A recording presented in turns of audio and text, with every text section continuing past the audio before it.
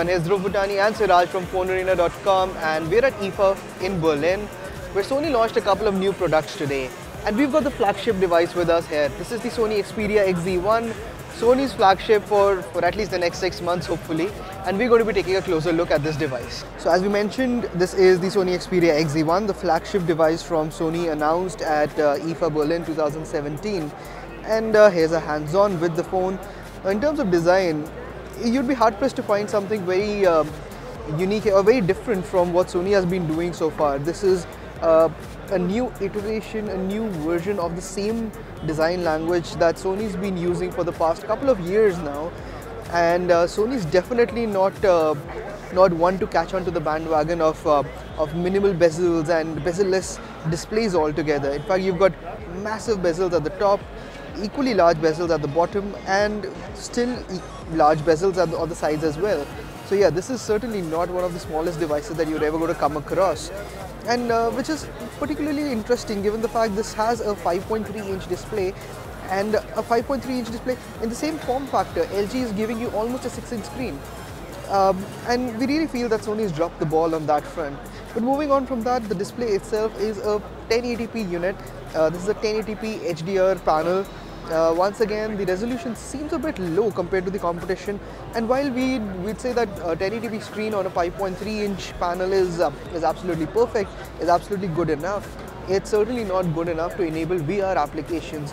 And the experience of using something like the Google Daydream on this device is not really going to be that great because of the lower resolution. You've got a 13-megapixel camera at the top, and there are no capacitive keys here. You've got the on-screen controls, and Sony's been doing that for a while now.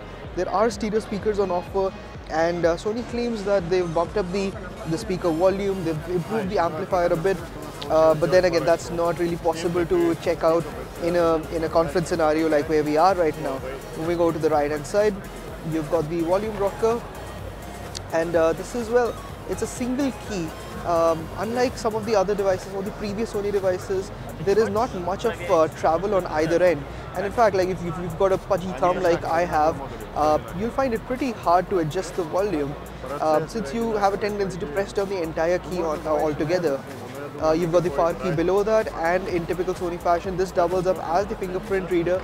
It remains to be seen whether in the US market this will continue to be disabled, or if Sony's worked out some sort of a deal to enable this fingerprint reader in the US market as well.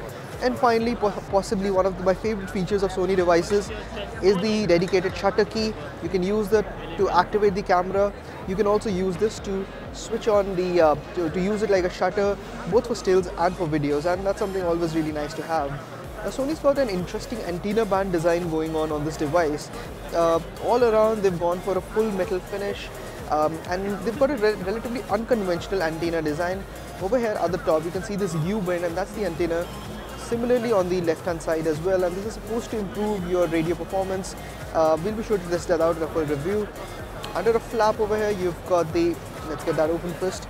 So you've got the SIM card slot as well as the micro SD card slot. In certain configurations, this will be a dual SIM device, possibly, and most likely that will be the case for the device which will hit India. At the top, there's the 3.5mm audio jack, and you've got the USB Type-C connector at the bottom. Now let's come over to the back. It's a very clean look, very minimalistic, and I know we've said that Sony's not really iterated on its design, but there's something to be said about the understated brilliance here. It's certainly not a bad design, it's just that the competition has moved on. You've got a 19-megapixel camera over here at the top, alongside the laser autofocus module as well as the dual LED flash. You've also got the NFC branding up here, which basically means that you should possibly be tapping around this part of the device to make sure that your NFC connections happen quickly.